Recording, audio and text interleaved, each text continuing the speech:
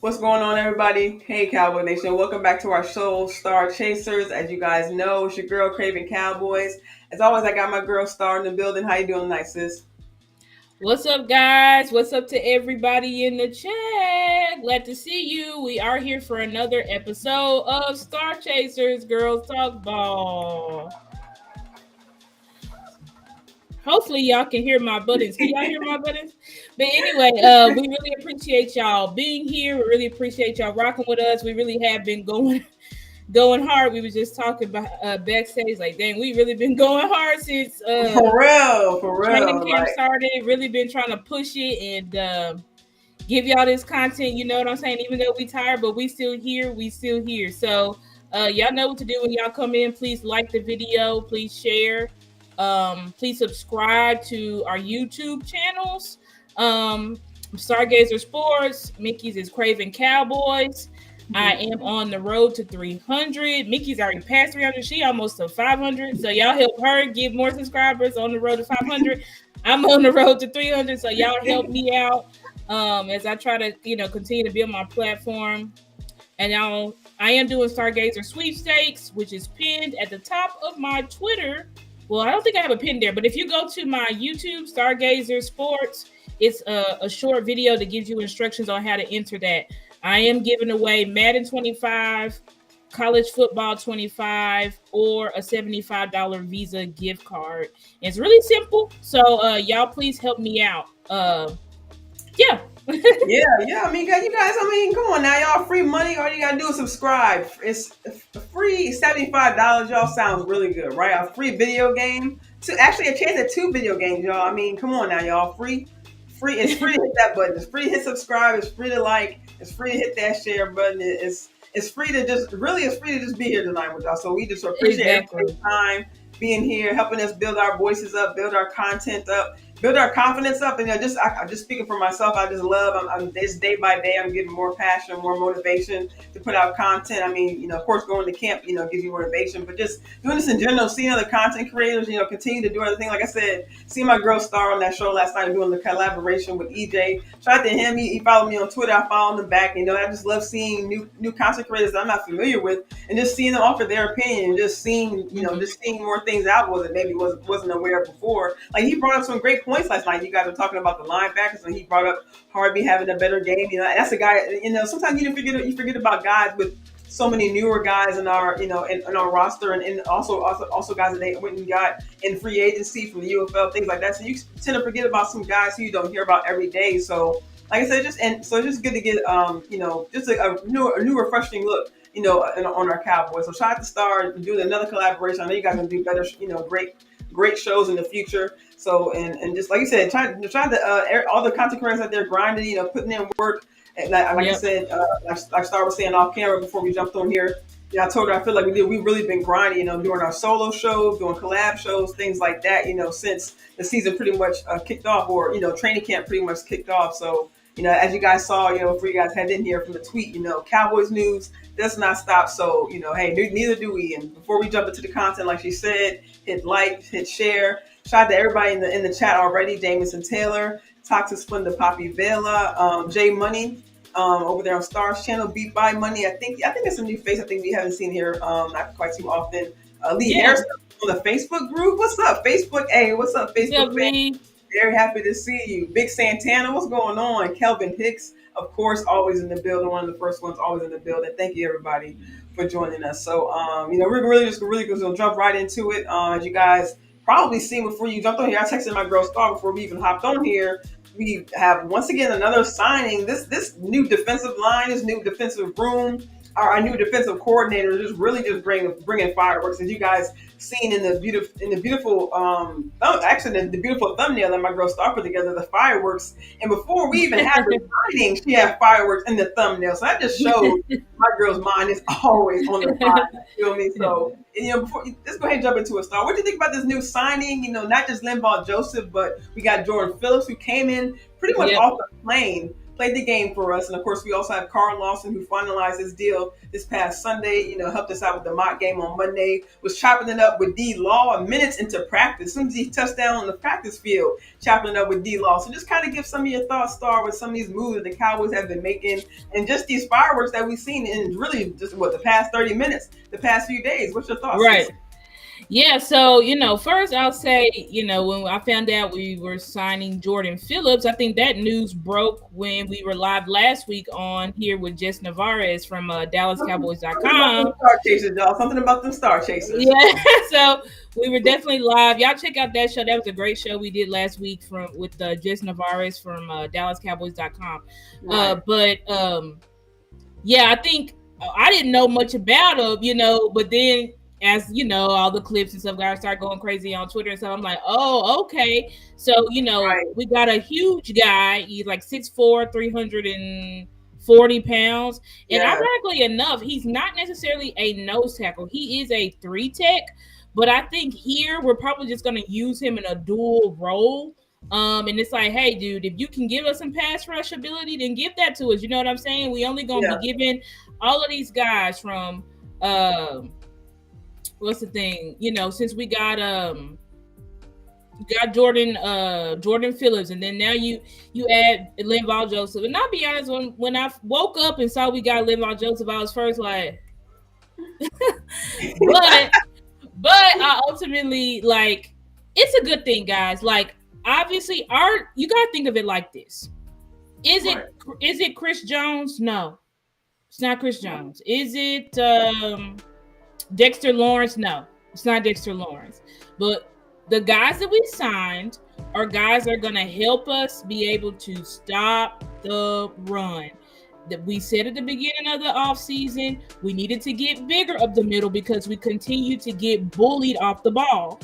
So these guys, I'm going to tell y'all right now, Linval Joseph, he's probably not going crazy in the stat sheet. You can look at his career. He never really goes crazy on the stat sheet. He had 2 Pro Bowl years that were amazing, and after that, you can see it's pretty much the same. You know what I'm saying? So we're not looking for Linval Joseph to come in here at 35 years old and get us 5-10 sacks and 20 pressures and 20 tackles. Like, that's not going to happen. We need him to come and help clock up holes so that our young, quick, fast, high IQ linebackers can do their jobs. Exactly. So you literally took the words out of my mouth. Like, we had the foundational guys, the veteran guys who can pass off the knowledge to these young guys, and they're the reinforcements. They're the guys that's going to be behind these guys, taking up those blocks and stepping up to make those. Because we already see that, Star. In the past preseason game, we see Maris Leofow, our 3rd-round pick, knifing through that middle, making the tackle on the quarterback. And even when he's not knifing through the middle, you see him coming down, even just putting pressure on the quarterback alongside Marshawn Neal. So just seeing things like that, these guys getting more active in the game, these guys not being afraid to come downfield and put pressure on that quarterback, or even the running back. Even having, we saw Julius Wood stepping up, having a big tackle for loss in the game. So it's things like that, guys not being afraid, these young guys not being afraid to step up and make these hits. I think that's been a huge game changer for us. Exactly. And so you have to look at it like that. And we just upgraded I don't care what, the Lions did, the 49ers or whatever, but we just upgraded our interior significantly. We have not had an interior this big in over a decade. A decade.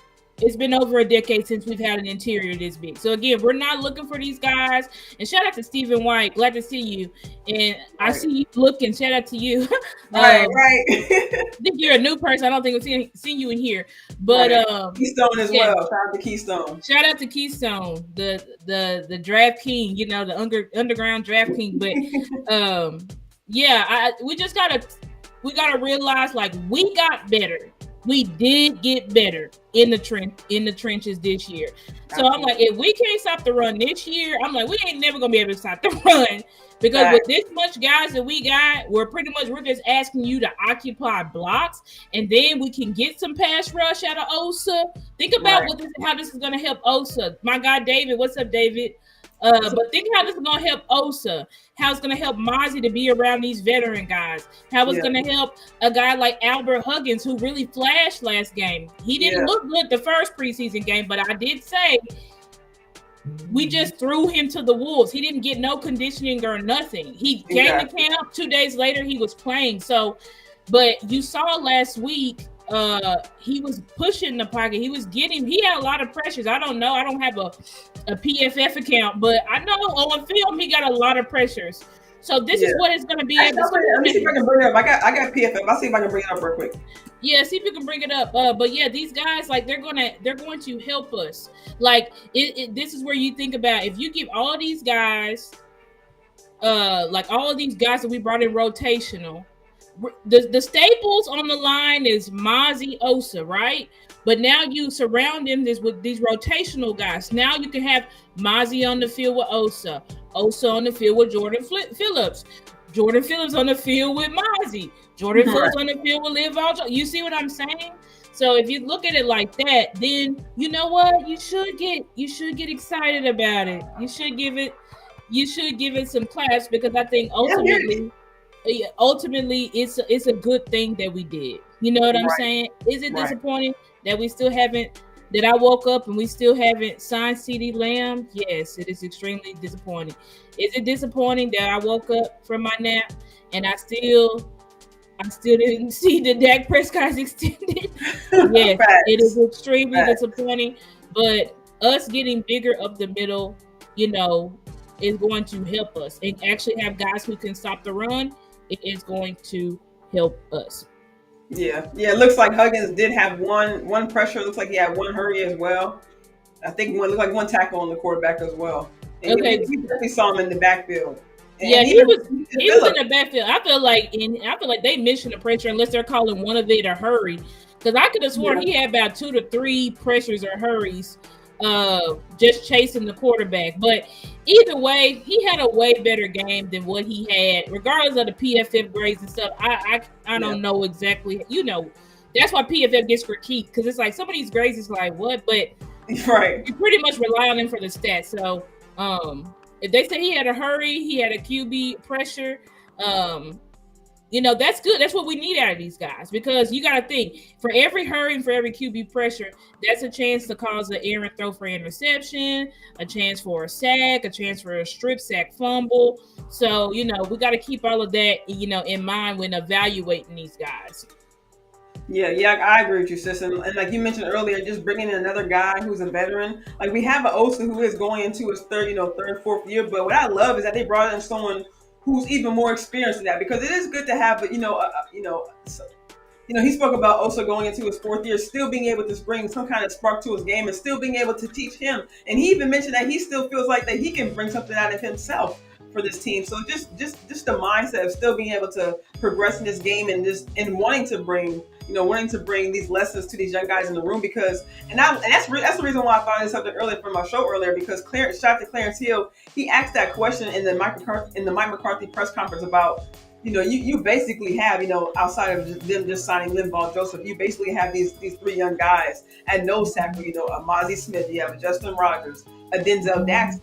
So, you brought in, I think his point was he brought in Jordan Phillips, who's going to be a 3. So who do you truly have, as a 1 tech? But, at the same time, like you just mentioned, sis, having that rotation on the field, these guys can, and even Mozzie, shout out to Mozzie. I love this interview. He even said that you can learn a lot about these guys.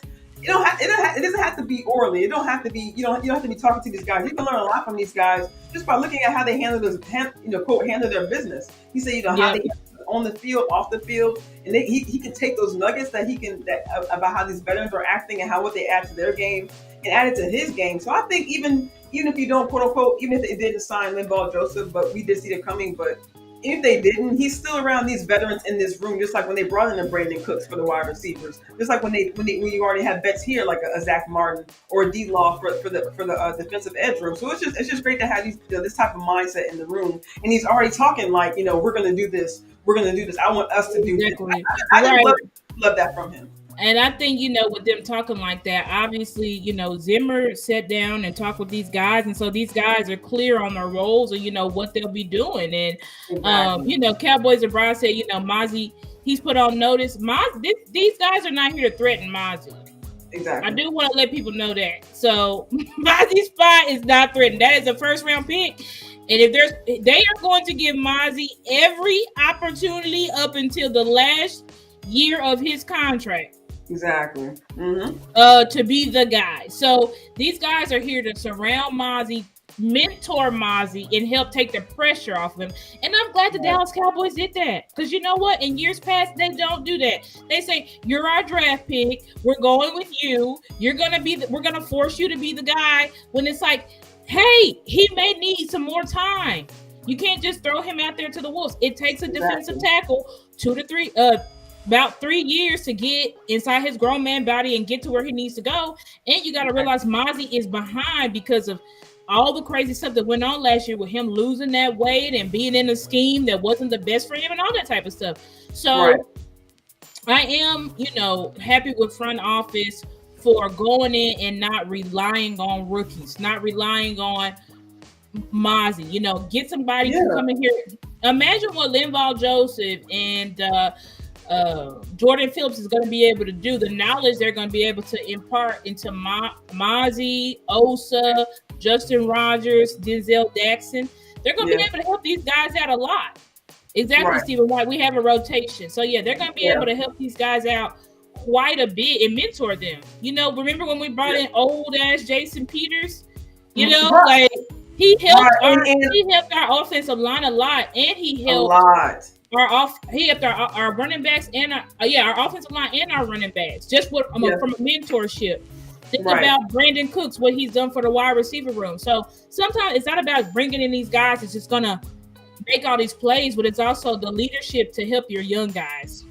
Yeah, no, I definitely agree with you, sis. I mean, even I forget who name dropped Jason Peters just this past offseason as someone who was I don't know if it was Tyler Guyton or Tyler Smith. Someone mentioned him as far as someone being a mentor to him in his O-line room. So even just bringing in guys like that to be able to be an influence to these young guys is always important. Across the bar, not just specific rooms like the wide receiver room when we needed those.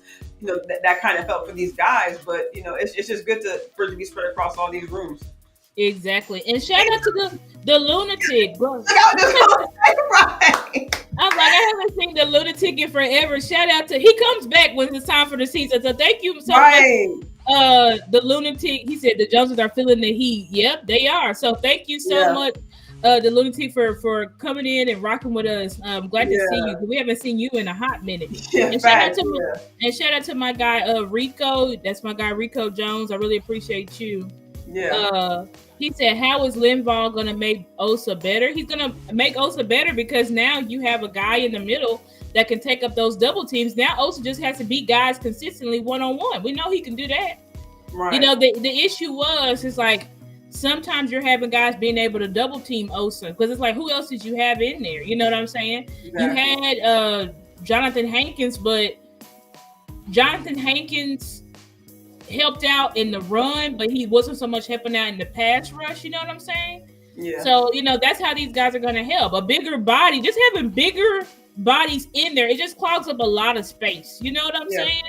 So that's how it's going to help. It's going to take pressure off of one because you can't double team both of them. You can only double team one, Exactly that, and Cowboys, bro. I understand. It may appear that, and then many facts, Mozzie may not be ready. I mean, it's only his second year, right? And you can't expect the players to grow if they don't have all the tools they need. And sometimes you need a veteran to be around. Like, I mean, we've gone over it with the linebackers, we've gone over it with the wide receivers. Sometimes you can't get everything you need out of the coach, even if they just brought in Coach Skinny, right?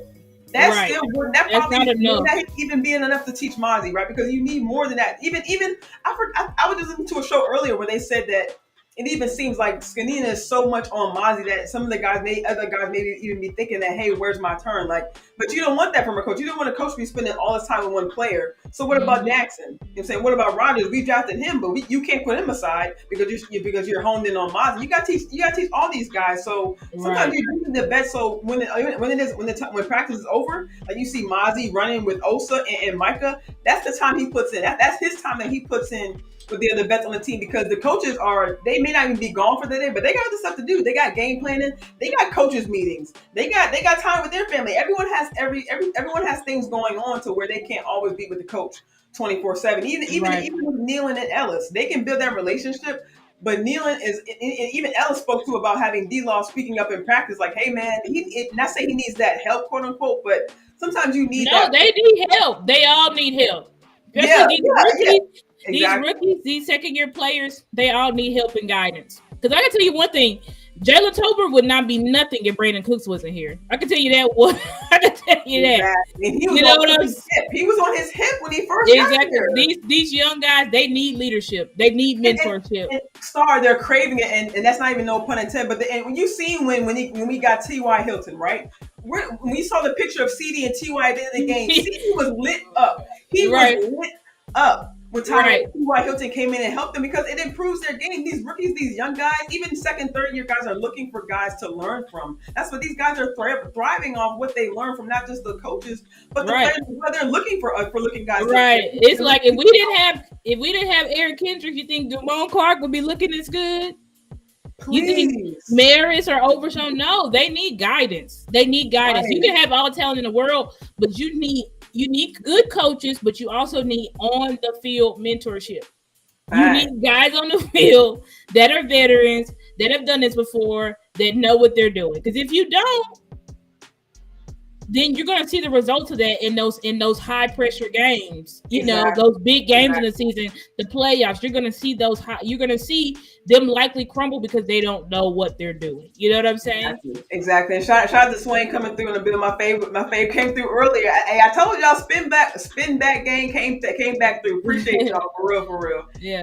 And just like Star was saying, and even in game time situations, like Mozzie don't have time to be not bothering, but talking to Coach Scanina during the game, like, hey, what about this, what that? That's also another time where the players can get together on the sideline, or where they're supposed to be getting together, because I don't like when the camera pans to the sideline, and if the guys are behind and they're just sitting around looking sad. Hopefully that'll change. Exactly.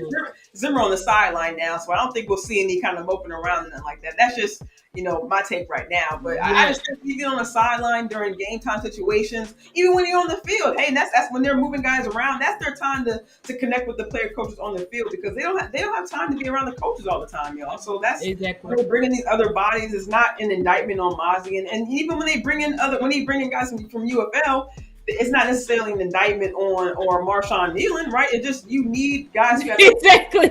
You know what I'm saying? Like, you need a rotation. You need a rotation. Exactly. You gotta have a rotation, because, like I said, and Cowboys, bro, we're not ganging up on you. You're just expressing your opinion, and we're just we're talking through it. You know what I'm saying? We don't think that you're hating on Mozzie or anything like that. I think you just. He said, Mozzie stock for me just went up from the locker room tally. Yeah, that's what I'm saying. And shout out to Boss Cowboy, because he says this. He's like, listen, the player on its own may not be great, but when you at the moment, but then you put him in a room with guys who have played at a high level, right, who know what they're doing, then it's like, this player is going to play better because they're able to get coached up. I think, the playmaker spoke about this. He said, when he first came in, there was an older wide receiver guy. I can't remember his name, but he was a veteran. But he was pretty much washed at that point. He just wasn't what he was. But he was like, hey, that dude taught me everything I know. Everything I know about being a wide receiver. Like, y'all saw me do it and think like, dang, the playmaker. But he's like, this guy that y'all wouldn't care about, he was an old vet. He taught me everything I know, my confidence and everything. So it don't matter. Like, sometimes you bring guys in here for mentorship. You know what I'm saying? And they can help you, because I'm sure that guy helped him. I can't remember his name, but they're gonna help you, help the team. But you're gonna be able to help them more, obviously, if you have younger guys that emerge compared to older veterans. Exactly that. Just like Jay Money said, Osa gets worn down. That's what we see later and down the stretch with Micah Parsons as well, right? So that's why we also bring in a guy like Carl Lawson, someone who can spell Micah. I'm saying that's kind of this not switching sides, but it's kind of what I think personally about the tight end room. Like, I just really want them to get, and I know they're kind of working John Stevens Jr. up to kind of take on that. Hopefully, I mean, we've seen Schoolmakers improving little by little, but hopefully, I just want them Kmart. Thank you, the lunatic Kmart. That's his name, Kelvin Martin. Okay. Yeah. Oh, okay. Appreciate that. Go ahead, Miguel. I understand that. I just really hope that they're able to get somebody to spell Jake Ferguson. That way, he doesn't have to take as many reps. He doesn't get because he was talking about that he took a lot of hits, these last couple seasons, and being a big tight end, catching those passes, down the seam across the middle. Like he takes a lot of hits as well, and there's like a lot of tight ends in the league. But so it would just be good to have another big body, another big tall, tight end, another target that can kind of give Jake Ferguson that rest as well. Yeah, I agree with that. And I think, so overall, with these signs, even Carl Lawson, we haven't gotten to see what he can do, but he has missed a lot of seasons. You know what I'm saying? Yeah. And he said, players always say, I feel good, I'm in best shape. So we're going to have to see it. But we do know that Carl Lawson is a very productive player when healthy. This is a guy, he can get you 5 to 8 sacks easily. Even on a not super healthy year. So if he has a really healthy year, this guy could end up pushing it. And y'all know players like to come here and turn up because they're in Dallas. That's one thing I will say. Players from the outside, they love to come to Dallas because they know I can turn up here and I'm going to get a huge contract. Because they know I might not get a huge contract here, but if I turn up, y'all remember Robert Quinn? He was a guy that was washed. He came to Dallas. He had 18 sacks. You know what I'm saying? So right. sometimes. And Lawson mentioned that in his interview. He said, to come play for an organization just like this. And he mentioned it twice in his interview, Star. So I think you're on the right track right there. That's what I'm saying. Like a lot. So it's like, it's not great. It's not. So you can, you look at, prior stats, whatever, you're like, he don't see. But it's like, no, people can come up here. People were saying Randall Cobb was washed. He came here and almost put up 1,000 yards, so many touchdowns. So it's like people can choose to come to Dallas to kind of like revive their career because we are prime time. We are a winning organization. You know what I'm saying? Carl Lawson was like, I was with the Jets. We sucked. And most of the time we played, basically he's like, we sucked and we kept having to play from behind. So I never really got to show my true talents. Like I never got to because we was always playing from behind. You know what I'm saying? So now they get to come to a place where it's like, hey, now I get to play on a winning championship team. So it boosts them to be like, turn up. You know what I'm saying? Like this is your time to turn up and get seen. You know what I'm saying? Yep. Yeah, Cowboys Abroad says, what areas are y'all still concerned about? Any positions? any positions? As far as concerned, I kind of start off. I said, I don't know. For me, for right now, concern may be a little strong, but I'll still say, of course, the running backs. I'll go ahead and say before first and say Malik Davis. I don't want to say I'm disappointed, but I'm like, because he had the opportunity. The first preseason game, he got heavy opportunity to show what he could do. And granted, the O-line was shaky. Trey Lance was shaky with some of the play calling, and the play calling was shaky. And I'll say that as well. But I know everything kind of goes together, but. He had heavy opportunity, and I think it was 18 yards off of 8 carries, something like that. Mm-hmm. That's to me that was just wild. So and he did run a little bit better in this past preseason game. So I don't know how much burn they'll give him in this next game. Just seeing that they have a lot of running backs that they still need to see. But I'm sure hopefully we'll still see him a little bit because I still want to see if he can still produce something. And maybe I don't know if they'll keep him around for practice squad again this year because I know it's been the past couple of years. But so just overall running backs, I'm still kind of shaky on that. But I think if they come up, I think they'll have a good rotation. For Zeke, they have Rico. Shout out to him for being able to earn his spot to be able to sit. I still want him to be. I think I tweeted earlier, running back 1 incoming possibly. And I saw his tweet earlier about I think he said turning plastic to silver or something like that. I forget the tweet he had tweeted earlier, but. Say it again. Yeah, he said some. I know what you're talking about with Rico. Yeah, he tweeted out earlier.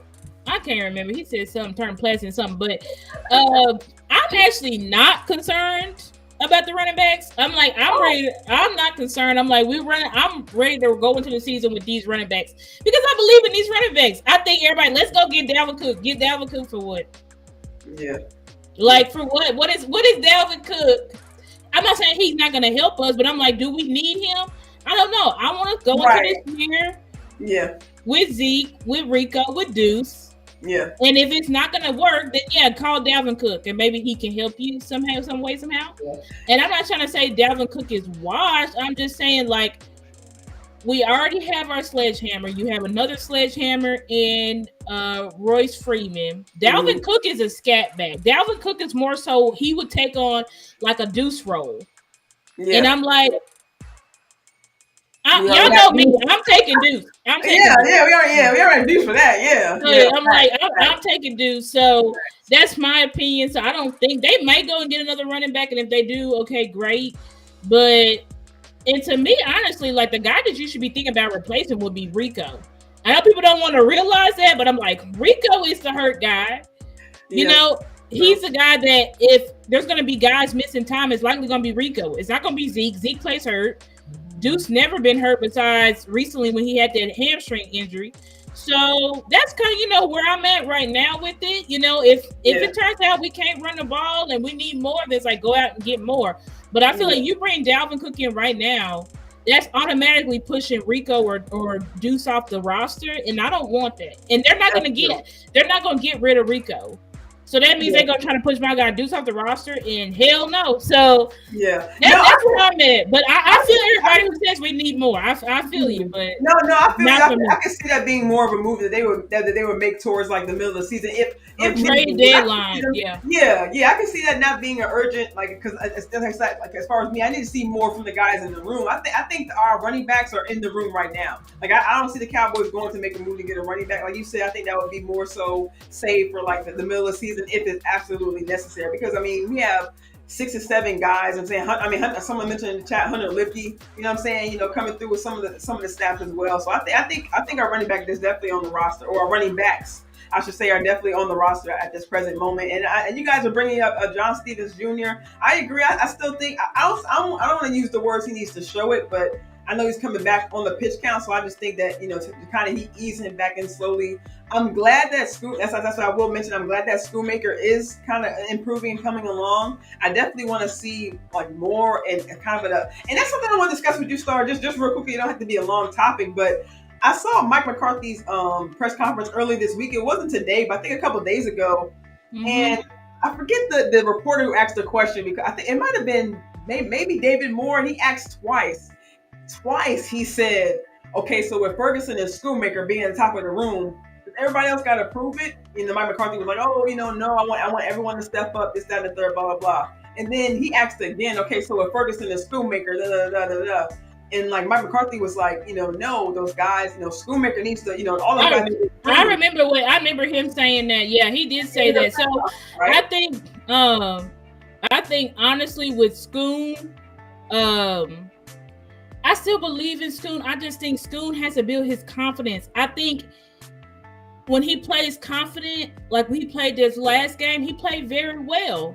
Yeah. But I think it's hard on Schoon because everybody effing hates him. Like he knows nobody wanted him. He knows that. So I think a lot of time he just it's like Schoon. But the only way people will change their mindset is if you perform. You got to go out there and perform. You got to play with confidence. Because if you don't, then other guys are going to take your spot. And shout out to Miss Sadiqa in the chat. Appreciate you. But you have to he has to play with confidence. And even Coach Lunda Wells, he said that. He said with Schoon, it's just his confidence. It's like if you play confident, like with Trey, they called it a drop, but I'm like, I don't really think that was a drop. Like Trey threw it to the ground and Schoon went down there and tried to get it. You know what I'm saying? It just happened to hit the ground before he could get down there. But I think, and Mike McCarthy just got to do things to give him easy looks and to build his confidence up because right now he kind of plays like a shell of himself. And that's a good question. The one guy that's like Brevin Spanford, right? He hasn't really been doing much, and I'm disappointed in that because I was like, I thought we brought him here to turn out the room, but he hasn't really done much.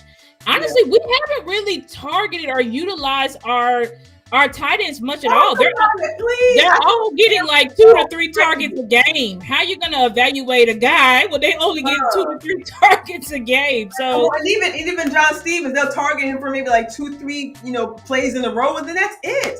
Right, that's maybe one target on the Brevin Spanford, and even Schoon, they'll have him active maybe the first quarter, a couple plays here. He had the conversion, I think, on second and 11, third and 11, and even after that, we didn't really see him. I'm like, they're not really playing that, and that's weird. I thought they would play the tight ends more, but they're not really playing them. Like I mentioned that earlier. They're all getting about 2 to 3 targets a game, and I don't know if Trey just doesn't feel real comfortable. Like I think maybe Trey feels more. He goes to Flournoy a lot and Bracy McMath, so maybe those are his guys, you know. And he just don't. He don't have that chemistry with these tight ends.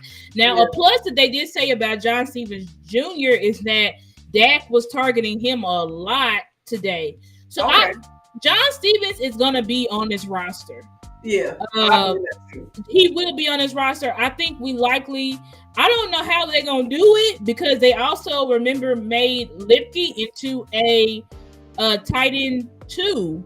Yeah. And I don't think you can. Oh, I mean, they're making Hunter Lipke play a dual role. Yeah. So I don't think that some people are saying they're only going to take 2 tight ends, but I think I can't see them putting what's the name on the practice squad, John Stevens Jr. because I think he would get picked up immediately.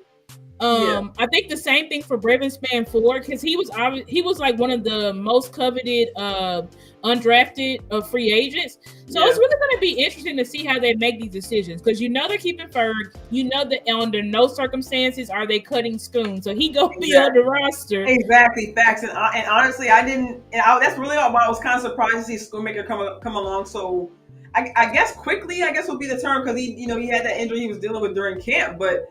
So I thought maybe they would somehow sneak him on the IR from the beginning of the season. That would be able to have them, sign, John Stevens Jr., Brevin Spann-Ford, and maybe have him on IR and maybe try to even sneak Fant on the practice squad because he was on the practice squad last season. Yeah, they're probably gonna try to sneak Fant on the practice squad. Yeah, they'll try to sneak Brevin on the practice squad. But I think the 3 tight end, I think y'all are right in the chat.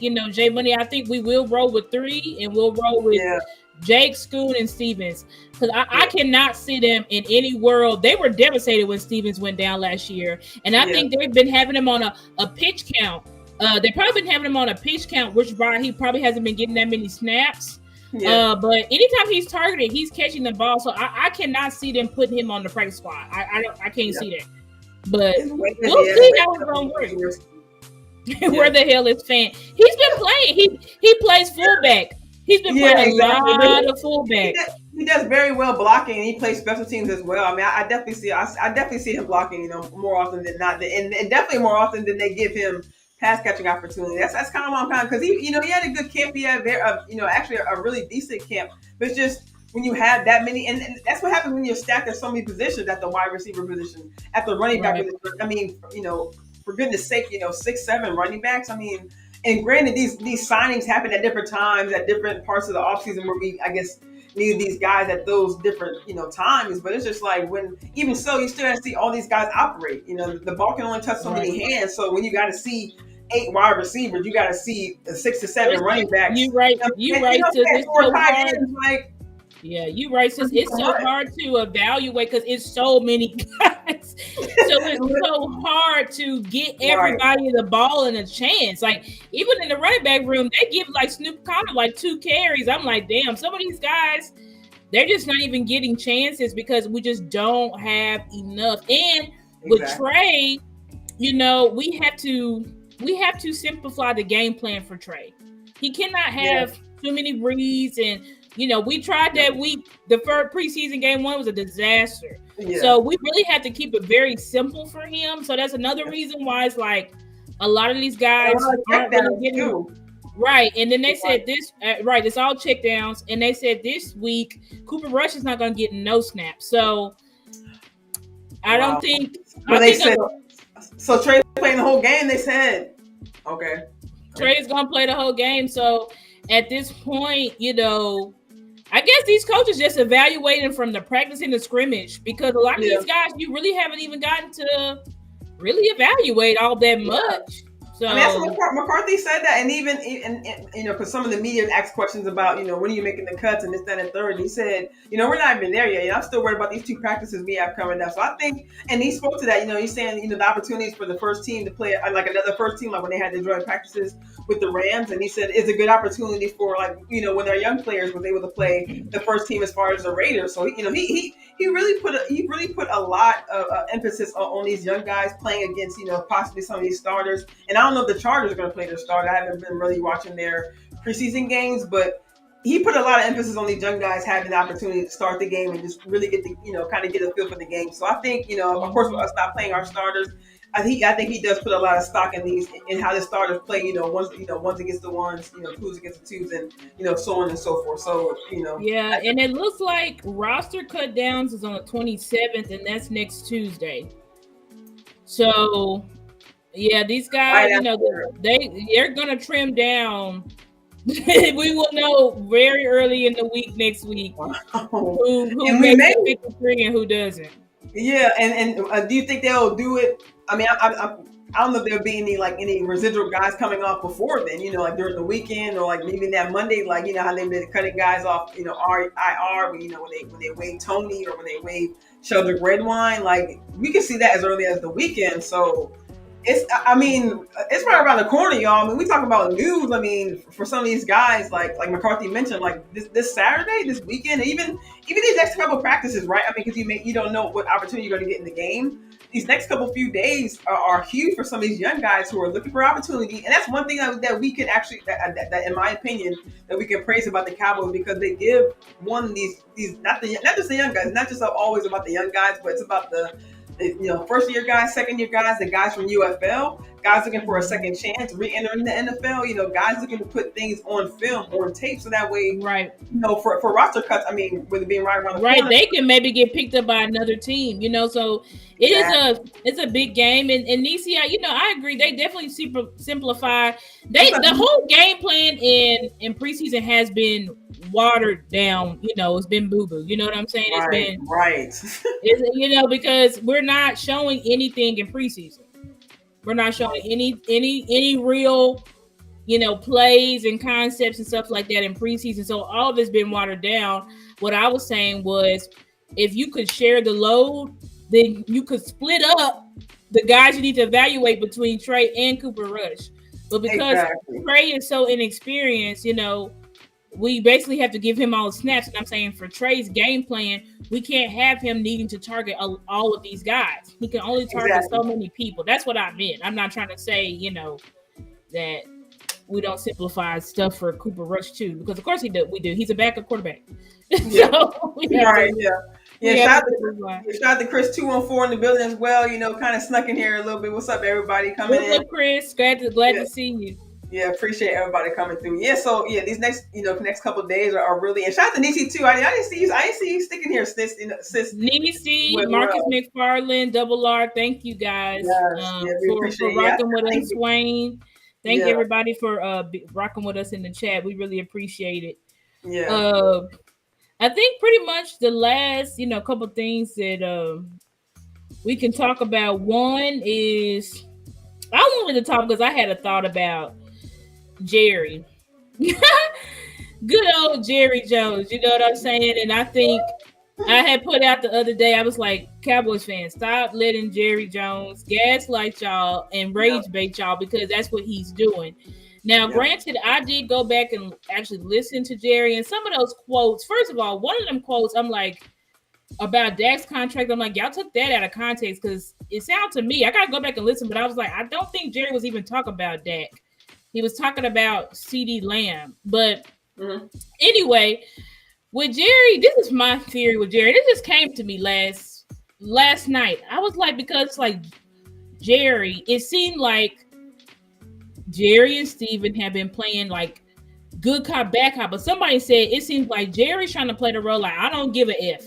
I don't need CeeDee Lamb, Dak better play on a Warrior deal. But then you have on the other side with Stephen Jones. Stephen Jones seems a lot more desperate and almost like, shut the F up, Dad. You know what I'm saying? Right. And we know. And we know your mess up, like, right, who let you, I mean, I ain't gonna say that. I ain't gonna say who let you out, but like, bro, like, everything Jerry, right? Everything time Jerry say something, and then Stephen come back and he's like, like, shut up, like, shut up, Dad. And we know Stephen and Jerry can go at it, because y'all remember he the one who hemmed up Jerry on the wall when he found out we signed Prime. So I think I think that there's a feud, because Jerry, of course, it's all about the big picture, aka money. Yeah. And that's one reason why Jerry is continuing to. he flip-flops his stance. One day, oh, Dak's the best leader, and that's why we're offering a contract. We love him. And the next day, it's like, Dak needs to worry about this year or this year only. One time, oh, we love CeeDee Lamb. That's why we offered him the contract that we offered. Then the other time, are you worried about CeeDee Lamb not being here? Nope, not at all. Well, why, Jerry? Why don't you care? Who cares? I don't know why I said that, but nope, I'm not worried. So it's like he keeps doing stuff. Right? It's a show. It's for the headlines. But another thing that I think Jerry does, and why he does this, I'm putting this out to the content world. I think this is Jerry's way of punishing or getting his revenge. This is why I put on the thumbnail. I said Jerry's revenge, right? Because I'm like, the last player that Jerry took to the brink right before the season was Ezekiel Elliott. He didn't sign Ezekiel Elliott till right before the 2019 season. I said, why did he make Zeke?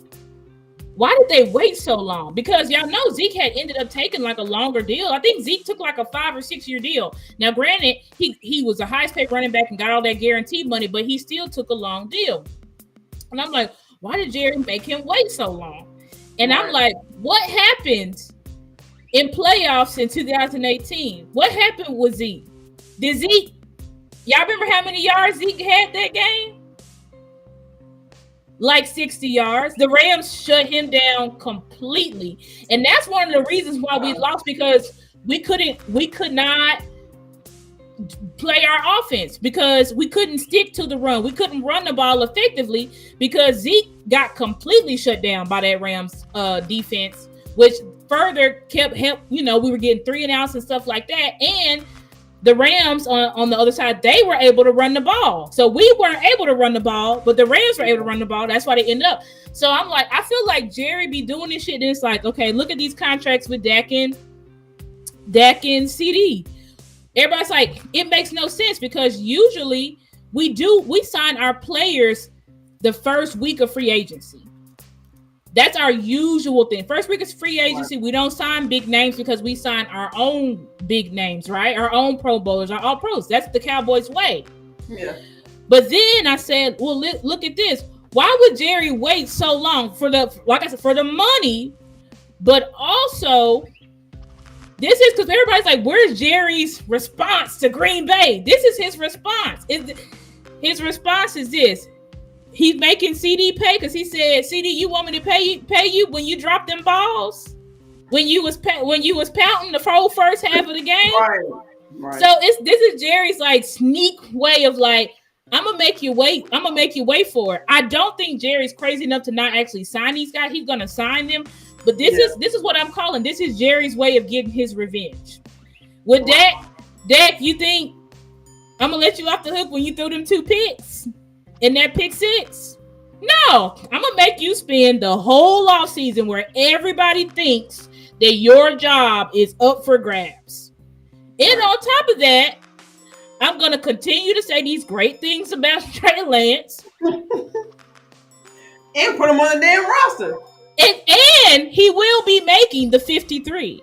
So this is what I think. Jerry is, we know he's petty. He fired Jimmy over petty BS. You know what I'm saying? Like, Jerry is petty. Steven is not like that. Steven is more, I'm a businessman. I'm very about the contract. I'm very about the numbers. I'm very anal about this stuff. Yeah. But Jerry don't give a damn. He got rid of Amari Cooper because he said, you're not for the team. You didn't get the vaccine like I told you to. You're out of here. Right. So it would make sense to me, like, why? Because everybody's like, it's just not like the Cowboys to wait this long. Like, why are you waiting so long?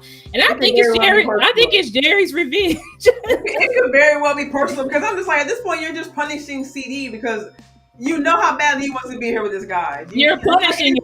You've been saying it for weeks. You've been saying it for weeks that you can see it on his face when he uploads the videos. You can see something is just not the same.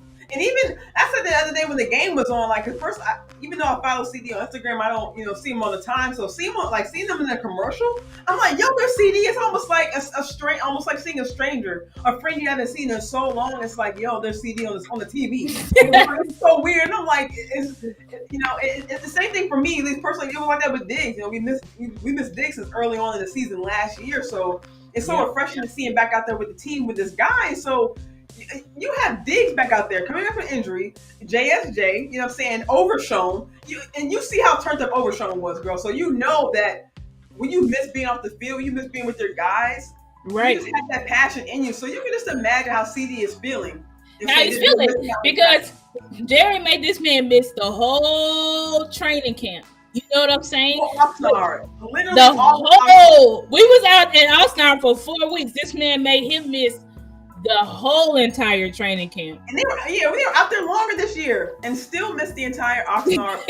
Right. Missed the whole Oxnard training camp. And now, like, at this point, it's more, I feel like with Jerry, this is his way of getting, like with Mike McCarthy, the way he gets his revenge, he may very well extend Mike McCarthy. I think he is, but he wants Mike McCarthy to live under the heat this whole season because he wants Mike McCarthy to know this is Jerry getting his lick back.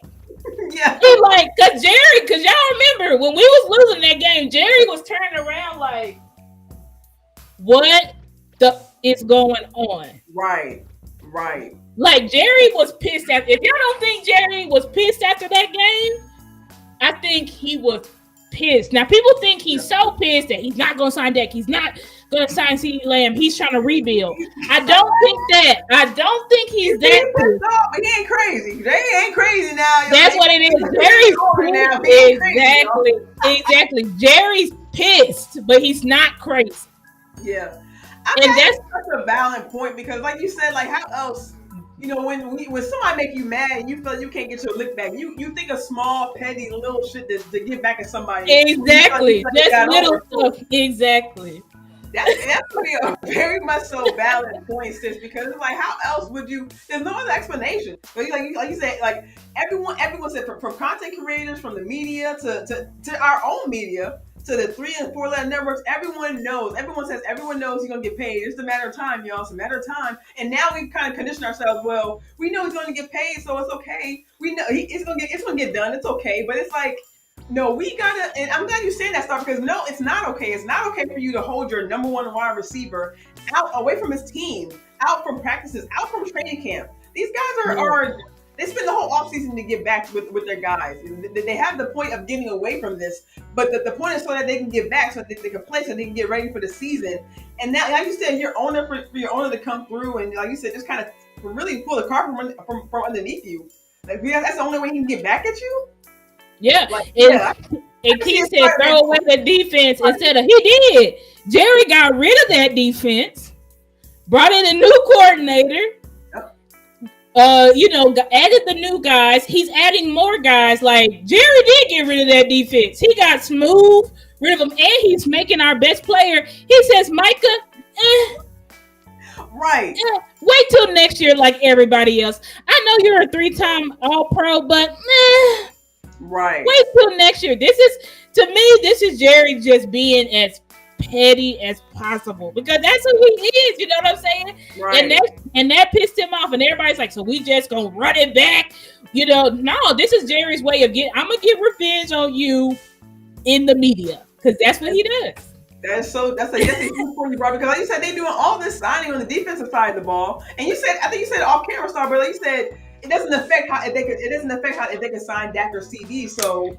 You do all this moving over here, but what's going on? Exactly. Then you signing all these guys, but you're not signing Dak. You're not signing CD. It's on purpose. And remember, Jerry said during the draft, he said, if Dak and CD aren't signed yet, it's because I'm not ready to go. So this is Jerry. This is what Jerry wants. He wants a media game, but he also wants to get his revenge. And you said Quinn would still be here. You know, Quinn might have been here, but I think honestly they put that statement out to save face. They knew Quinn wasn't coming back. Yeah. They knew Quinn wasn't coming back, but they didn't. They wanted to put it out there. If he wants to come back, he can. Girl, Dan Quinn was so done with the Dallas Cowboys. Right. And before the playoff game, before that, that's crazy you just said that. My dad just said that because, you know, y'all know Washington just played Miami in the preseason. My pop said, I think he watched the end of the game. He said Dan Quinn was dapping up McDaniel after the game, you know, picking him up, dapping him up. Oh, what's up? Da, da, da. And I'm like, didn't we lose to them last season on on the last play of the game? The defense gave up a huge play. Danny Quinn was ready to get out of here. It is like, look what they did, because it's like he was ready to get out of here. It was not a good, you know, and they're gonna save face and say it was all great. Yeah. But at the same time, like, yeah, they weren't gonna fire him, but they weren't gonna fire him because they knew he was gonna leave. Yeah. It's the same thing with Kellen Moore. They don't like to say they don't like to fire people. Right. It has to be exactly. It has to be on their terms. Right. So it's like, oh, we didn't fire. You know, we didn't. They weren't gonna say like we're gonna fire Dan Quinn. Just like with Mike McCarthy, they're not gonna fire Mike McCarthy. His contract just expired. Exactly. You see what I'm saying? Right. Exactly. We didn't fire Kellen Moore. His contract expired, and he decided to go to the Chargers. Right. That's how they are. Right. He's undervalued. Exactly. That's how they are. They don't flat out fire people ever. Right. Ever. They don't fire people. Either coaches choose to leave, or they let their contracts expire. Right. Just like the players. They don't do bidding war, so they go get paid by somebody else. Exactly. That's how the front office is. That's how they operate. Yeah. Yeah. Look, y'all. We really cooked up a show. Shout out to the chat. Everybody rocking with us in the chat this Wednesday evening. Shout out to my co-host Star, always bringing the fire. I just love bouncing off, ideas off you. I think we had a very rocking show this evening. Everybody, spin back gang. Shout out to Landlord. Shout out to Henny. Shout out to West Coast. Who I heard that from. I love everybody that came back through this evening for our show, and everyone just showing support. Like Star said, we're on the way to try to grow our channel, trying to grow our voices. Please hit the like, hit the share, hit the subscribe, hit our cash apps, please. We love putting this time in for you guys, and we know it's not easy for any content creator out there. So please make sure you guys donate. Hit like, share, subscribe. Since you got any final words before we got in here? Shout out to Law Nation, Cowboy for the final word. Yeah. What I would have to say, my final word is like, this is the grand finale. Grand finale on Saturday. What's up, Sports Junkie? Glad to see you. Hey, Sports Junkie. Glad to see you back, fam. I know you've been off for a little bit, but very happy to see you back. Shout out to Sports Junkie. He's a content creator. Y'all go subscribe to his channel. But this is the grand finale. This is when we decide, who's gonna be on this roster and who's not. You know what I'm saying? It's coming up. Things that players that really gotta play well in this game. Yeah. Eric Scott. You're on the ball, dog. Yeah. There's some heat on your back. Fam. Like, for real. Like, they traded up to get you. And you had two camps. You had pretty much two off seasons to get it together, y'all. And you got Carson about to leave. You got Keeman Hall getting pick sixes, y'all. Right. Like Eric Scott, you need to play better. Willie Harvey Jr. You played well, but you've also not played well. You know what I'm saying? And we have a stack-loaded linebacker room. Yeah. So if you want to make this roster, if you want to make your return back to the NFL, you need to play better. You can't be missing tackles because this is 2 games in a row. I've seen you. The play was set up for you, and you didn't make the tackle. Facts. 2 times. So you need to play better. Someone else, Brevin Span. Like, you gotta play better, dog, because I don't know how many tight ends we're gonna carry. And right now it's a push between you and John Stevens Jr. because Schoon is not getting cut. Right. So a lot of what's up? How you doing, Trey? What's up, Trey? But these guys, and let me see who else. My heartbreaker for Hoko. You need more than Hoko. You need more than flash, bro. You need plays this game. You need absolute plays this game. Hoko, you gotta play better, big dog, because you're on your way out. You haven't, you look kind of good to me in the first game. The second game wasn't great. Yeah. And I think, in the frying pan. Sweet, I can't stand you.